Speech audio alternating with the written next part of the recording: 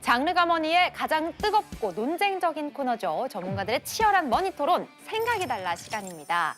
자, 오늘은 요즘 가장 뜨거운 주제를 가져왔습니다. 뉴스에서도 또 주식시장에서도 끊임없이 언급되는 키워드, 바로 AI인데요. 이제 AI는 두뇌를 넘어서 몸을 갖기 시작했습니다. 인간의 모습을 닮은 휴머노이드 로봇에 대해서 오늘 이야기를 해보려고 하는데요. 자, 과연 휴머노이드 로봇 시대가 이미 시작된 걸까요? 아니면 아직은 조금 더 시간이 필요한 미래의 이야기일까요?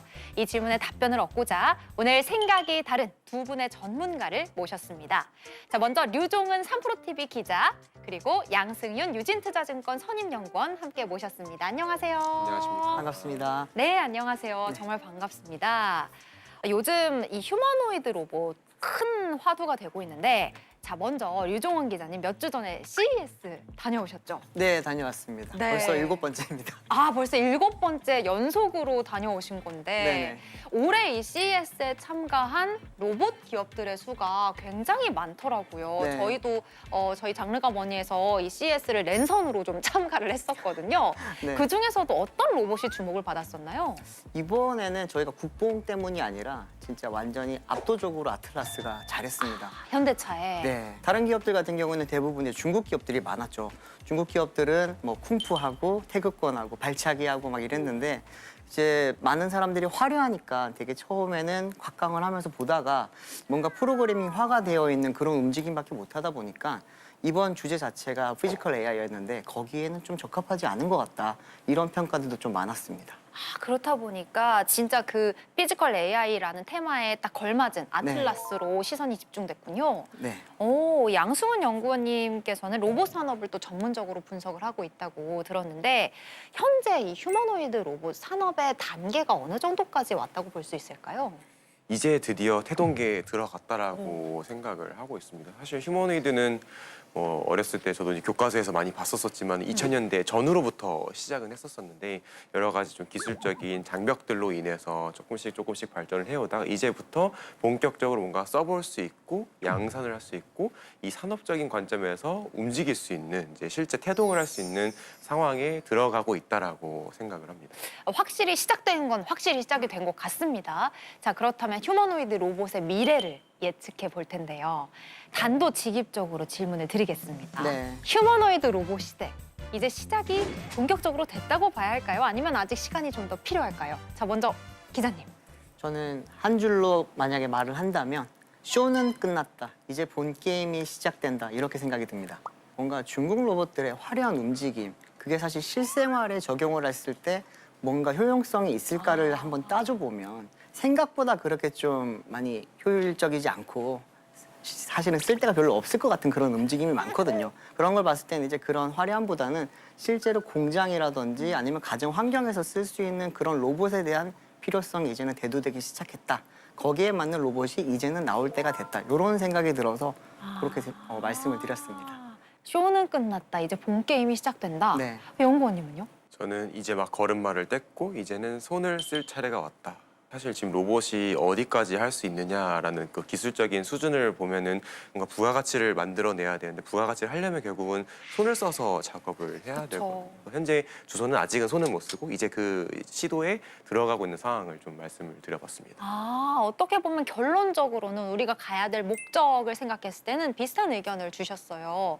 자, 그럼 이제 휴머노이드 로봇에 대해서 일단 차근차근 이야기를 나눠볼 텐데요.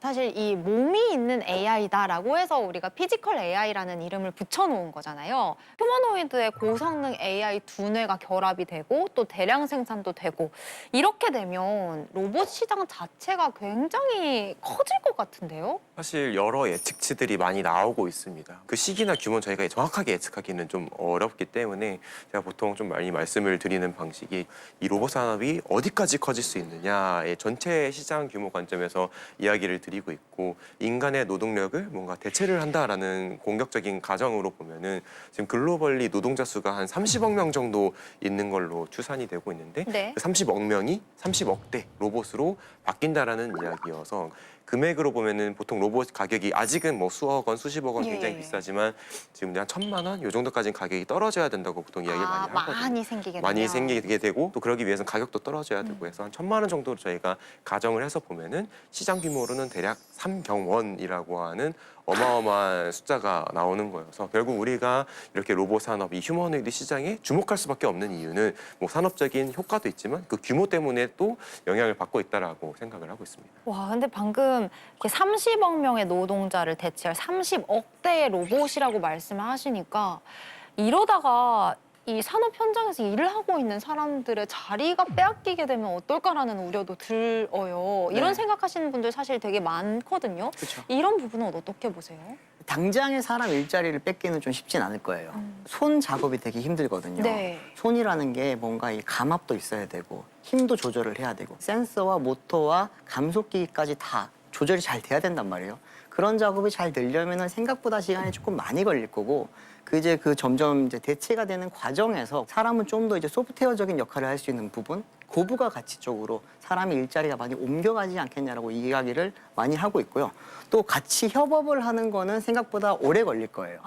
실제로 로봇과 사람이 한 공간에 있으면 굉장히 위험한 일이 많이 발생할 수 있거든요. 사람이 해야 될 일과 로봇이 해야 될 일을 아마 기업들은 점점 분리를 하기 시작할 겁니다. 그러면서 없던 일자리가 또 많이 생겨나겠죠. 또 하나 궁금한 게요, 연구원님. 우리나라의 경우에 특히나 지금 인구 감소 또 고령화 문제가 심각하잖아요. 이런 어떤 인구 문제에 이 휴머노이드 로봇이 또 도움이 될 수 있을까요?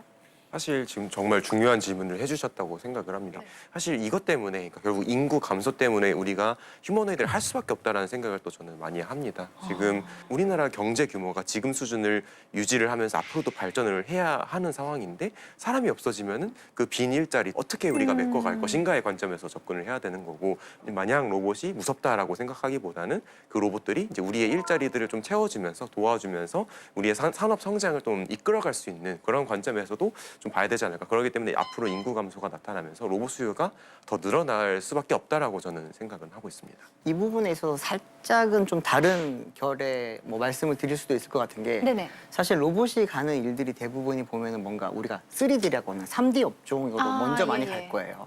근데 우리나라 같은 경우 인구가 줄다 보니까 그 부분을 지금 이제 뭐 아세안 지역 분들이라든지 여러 외국인 노동자들로 대체를 하고 있잖아요. 근데 만약에 로봇이 그 일자리를 투입이 되게 되면은 당장 자국의 일자리가 줄기보다는 아마 외국인 일자리들이 많이 줄지 않겠냐라고 하는 그런 이야기도 많습니다. 이건 비단 우리나라뿐만이 아니라 뭐 미국이라든지 유럽이라든지 이주 노동자들 많잖아요. 그런 분들의 일자리가 먼저 사라지고 그리고 나서 이제 자국민들의 일자리에도 어느 정도 영향이 있지 않겠냐. 이것도 사실 저도 미처 생각을 못했던 부분인데 어떻게 보면 양극화라고도 할 수 있고 네. 사정이 더 이제 여의치 않은 분들이 더 빨리 대체가 될 거라는 생각 때문에 좀 안타까운 마음이 들기도 해요. 와, 굉장히 중요한 말씀을 계속 이어가고 있는데 또 이런 의견도 있습니다. 휴머노이드 로봇이 허상이다. 그러니까 로봇 팔이나 뭐 무인 운반차 뭐 가격도 싸고 일도 잘하는데 굳이 휴머노이드 로봇이 필요하냐 이런 입장이 있어요. 이거에 대해서는 또 어떻게 보시나요? 맞아요. 그게 단순히 공장 작업만 생각하면 로봇팔이나 뭐 산업용 로봇이 훨씬 효율적이긴 한데 거기서 못하는 일들을 아직까지 사람이 하고 있잖아요. 그 이유는 모든 구조가 우리 사람에게 맞춰져 있거든요. 그러다 보니까 로봇 기업들이 결국에는 사람형 로봇인 휴머노이드를 만들려고 하는 거고 이제 휴머노이드에 대한 이제 산업이 굉장히 많이 발전하는 거고 투자도 많이 이루어지고 있는 거죠. 우리 연구원님은요, 이 문제에 대해서는 어떻게 보세요? 사실 저는 조금 다른 관점에서 이야기를 드리고 싶었던 게 이제 기술적으로 이게 구현이 가능하냐라고 하면은 사실 시간이 더 많이 걸릴 수는 있어요. 제가 오늘 계속 손을 강조를 드리고 있는데 지금 이제 로봇들이 어느 정도 자율 움직임을 합니다. 어떤 물체인지 인지를 해서 뭐 집어서 옮기기도 하고 하는데 빨래도 이제 빨래도 개고 접으려고 하더라고요. 맞습니다.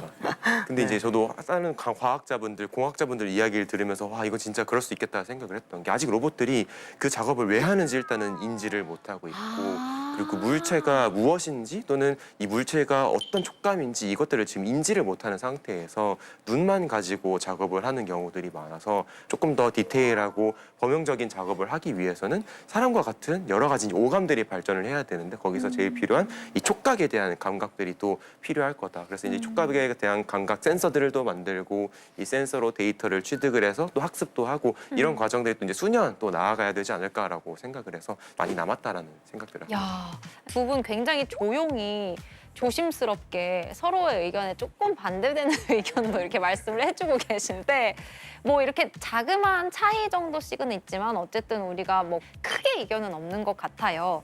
아, 그런데 우리가 이제 장르가 뭐니 해서 가장 중요한 질문이라고 할 수 있죠.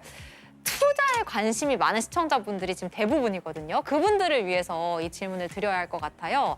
자, 우리 연구원님께 먼저 여쭤볼게요. 이 로봇 관련 기업들에게 투자를 좀 해야겠다라고 마음먹으신 분들에게 좀 어떤 조언을 해주실 수 있을까요? 일단은 로봇이라고 하는 게 정말 꿈 같은 존재잖아요. 너무나도 먼 미래의 일일 수도 있기 때문에 사실 투자를 하실 때는 뭔가 단기적인 관점에서 투자를 하시기보다는 장기적으로 이 회사가 정말 기술을 갖추고 양산까지 하면서 성장해 갈 수 있는 그런 펀더멘털을 갖춘 기업인지를 일단 가장 우선적으로 보셔야 된다고 생각을 하고 있고 어떤 분야를 봐야 되냐라고 했을 때 저는 되게 좀 시니컬한 부분들이 있어서 약간 이제 우리나라가 이제 미국과 이 중국과의 경쟁 속에서 어디까지 할 수 있을까에 대해 살짝 걱정도 있기는 해요. 그러다 네. 보니까 우리나라의 휴머노이드 기업에 투자를 해야 되는지 뭐 미국에 투자를 해야 되는지 일단 그 시야를 뭐 해외로도 좀 돌리셔라라고 이야기도 드리고 싶고 또 우리나라 같은 경우는 물론 휴머노이드를 하는 회사도 여러 있기는 하지만은 개인적으로는 조금 더 부품 쪽에 관심이 많습니다. 뭐 미국에서 뭐 휴머노이드를 만들고 중국에서 휴머노이드를 만들고 하겠지만은 거기에 어쨌든 또 들어가야 되는 게 뭐 액추에이터나 여러 가지 부품들일 거고 오히려 이 부품들에 대해서는 우리가 또 경쟁력을 가져갈 수 있다. 뭐 반도체에서도 뭐 소부장이나 이런 이야기가 있듯이 조금 저는 예. 부품 밸류 체인을 조금 더 관심 있게 보고 있는 그런 상황들이고 이 로봇 산업과 이 자동차 산업 또는 뭐 전기 전자 산업과의 그 경계가 굉장히 좀 모호해지고 있다라고 생각을 하고 저는 이제 로봇 전문 기업들도 좋지만 그게 아니지만 앞으로 로봇을 할 수 있는 그런 기업들도 좀 관심 있게 보시면 좋을 것 같다라고 저는 생각을 하고 있습니다. 사실 이번에 CES를 통해서 현대자동차 밸류에이션이 완전히 달라졌거든요. 이게 단순히 보스턴 다이나믹스의 아틀라스 하나만 보고 이야기하는 게 아니고 이 회사의 체질이 바뀌었다는 이야기를 많이 합니다. 아, 로봇을 만드는 회사요라고 해서 들여다볼 게 아니라 다른 데도 좀 이제 볼 필요가 있겠네요. 한 가지 이제 마지막으로 가져갈 수 있는 키가 그 하드웨어만큼 더 중요한 게 사실은 소프트웨어. 특히나 이제 뇌의 역할을 하는 부분이라고 생각을 하거든요. 네. 그 뇌라는 건 소프트웨어적인 뇌고 그러면 또 이제 하드웨어적인 뇌인 칩은 또 어디서 공급을 하느냐 이 부분도 한번 좀 보시면은 뭐 엔비디아가 지금 사실 로봇 칩 시장을 거의 다 공급을 하고 있거든요. 중국 기업들은 지금 제가 공개가 안 되다 보니까 알 수가 없지만 그런 부분을 좀 고려를 하시면서 이렇게 한번 찾아보시면 재미있는 부분이 좀 많을 것 같습니다. 와, 오늘 너무 재밌는 이야기를 많이 해주셨어요. 우리 시청자분들께서도 아마 굉장히 흥미롭게 들으셨을 것 같은데 전문가분의 의견을 잘 참고하셔서 신중하고 좀 현명하게 결정하시기 바랍니다. 자, 끝으로 오늘 두 분의 생각이 어떻게 얼마나 달랐는지 달러를 통해서 확인하는 시간을 가져볼 텐데요. 제가 이제 이 캐시박스를 드릴 거예요. 자, 생각의 차이가 거의 없었다라고 하면 1달러, 완전히 달랐다라고 생각하면 100달러예요. 하나, 둘, 셋! 저는 1,000달러입니다. 저는 10달러입니다. 잠깐만, 10달러와 1000달러? 사실은 생각은 굉장히 비슷한 것 같고 보는 관점도 비슷한 것 같은데 저는 이제 주가가 훨씬 더 많이 높아졌으면 싶은 생각에 1,000달러를 한번 꺼내봤습니다. 로봇 시장 자체가 훨씬 더 많이 활성화되고 커졌으면 좋겠다는 바람을 담아서 이제 들어주셨다. 네, 오늘 두 전문가의 치열해 보이지 않지만 잔잔하게 치열했던 토론 잘 들었고요. 네, 두 분 오늘 정말 감사합니다. 감사합니다. 감사합니다.